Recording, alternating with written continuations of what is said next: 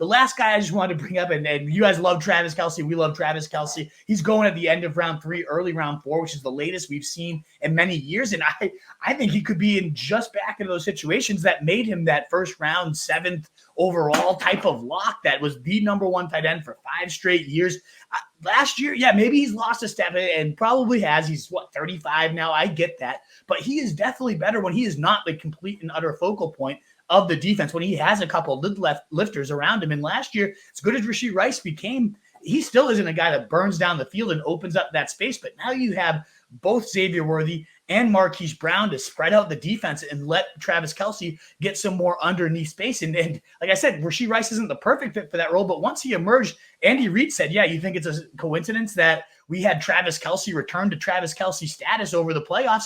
It was because the defense couldn't just completely take him out of the game. So I am very excited. It seems kind of intuitive that, yeah, maybe his targets take a little bit of a hit and he's not the focal point, but he's actually historically performed much, much better when he has some surrounding talent around him to take that attention away. So I am loving this cheap price tag on Travis Kelce. I know we raved about Sam LaPorta earlier. To me, it's a clear 1 and 2. They're a tight end tier by themselves, and I love if one of them are sitting there. If I had picked 12 in a draft, and I get to snag one of those 2 guys, I think it's a huge edge. I wouldn't be shocked at all if we get that playoff run we saw from Travis Kelce. If he does that for the majority of the season, and you're getting that in the end of round 3, early round 4, you're going to be feeling great. So I love his outlook with these new weapons that can spread the field around him. Do you feel similarly?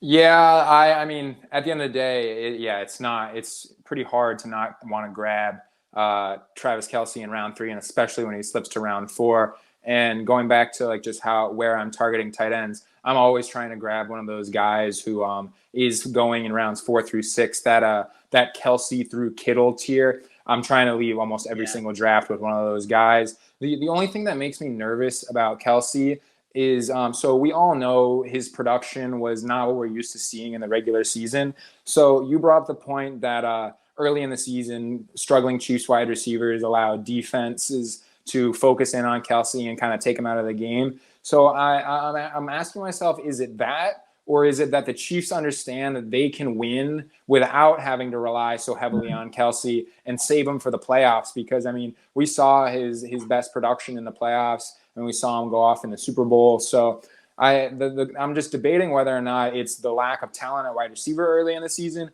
or whether or not as Kelce's getting older, they just want to save him for the playoffs, because they know basically as long as Patrick Mahomes stays healthy throughout the season and they have a quality defense, which they should next year, they're basically going to stroll in the playoffs no matter what. They don't need Kelce to have these otherworldly performances on a week-to-week basis throughout the regular season. So that's the kind of debate that I'm having with myself.